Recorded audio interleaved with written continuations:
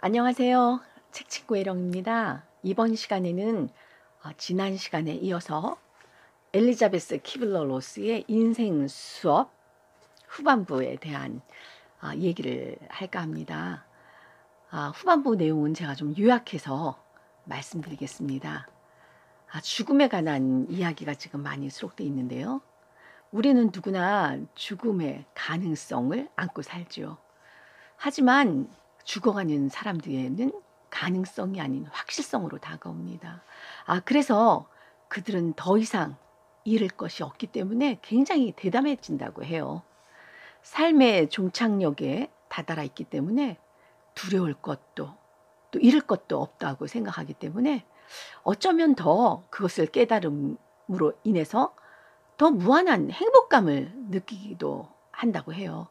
글쎄 아직 저는 그런 죽음에 다다르는 그런 경험을 해보지 못해서 조금 의구심이 생기긴 하지만 이 저자가 많은 죽음에 다다른 사람들을 그 인터뷰한 결과 죽음에 직면한 사람들은 오히려 잃을 것이 없고 두려울 것이 없다는 생각 때문에 훨씬 더 행복감을 느낀다고 해요.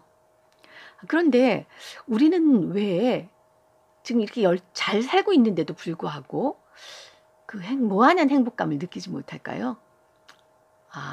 저자는 이렇게 얘기합니다. 우리는 두려움 때문에 행복감을 못 느낀다고 얘기해요. 우리를 불안하게 만드는 그 두려움은 분노라든지 자만감이라든지 방어와 같은 그런 가면을 쓰고 있다고 합니다. 그래서 우리는 그 두려움을 지혜로 바꿔야만 하고요. 그 두려움을 뛰어넘었을 때는 새로운 삶을 맞이할 수 있다고 해요. 헬렌 켈러는 이런 말을 했습니다. 삶은 하나의 모험이거나 그렇지 않으면 아무것도 아니라고요. 우리가 모험에 도전하는 것이 진정한 삶이라는 의미인 것 같습니다. 그리고 또한 죽음을 눈앞에 둔 사람들은 가장 후회하는 것이 있답니다. 그것이 바로 내 삶을 너무나 심각하게 살았다. 너무하게 진지하게 살았다. 그렇게 살지 말았어야 했는데 라는 후회를 한다고 합니다. 우리가 어린아이 시절에는 세상이 마법으로 가득 차 있는 세상같이 느껴지지 않으셨나요? 그 오래된 느낌을 되살려서 조금 더 여유롭게 조금 더 즐길 수만 있다면 우리가 잃어버린 순수를 되찾을 수 있다고 해요. 그렇게 하면 나이가 먹더라도 마음은 언제나 청순일 수 있다는 것이죠. 우리의 거죽은 늙을 수밖에 없어요. 그거는 막을 길이 없지요. 하지만 우리의 내면의 세계는 어린아이처럼 순수할 수도 또 청춘 같은 그런 삶도 살 수 있다고 합니다. 하지만 그 어떤 것도 저절로 되지는 않죠. 단 한 번에 되지는 않아요. 우리가 무화과 하나를 얻기 위해서도 그 나무가 꽃을 피우기를 기다려야 되고요. 그 꽃이 떨어져서 열매가 달리고 그 열매가 익어가는 그런 시간을 기다려야 하는 거와 마찬가지로 우리 인생도 단 한 번에 이루어지진 않습니다. 기다려야 하는 것이죠. 그리고 이 책에서는 용서에 관한 얘기도 합니다. 용서라는 것은 아마 미움에서 싹트는 게 아닐까 생각해요. 그래서 상대를 미워하고 시기하고 그래서 용서를 못하게 되기도 하죠.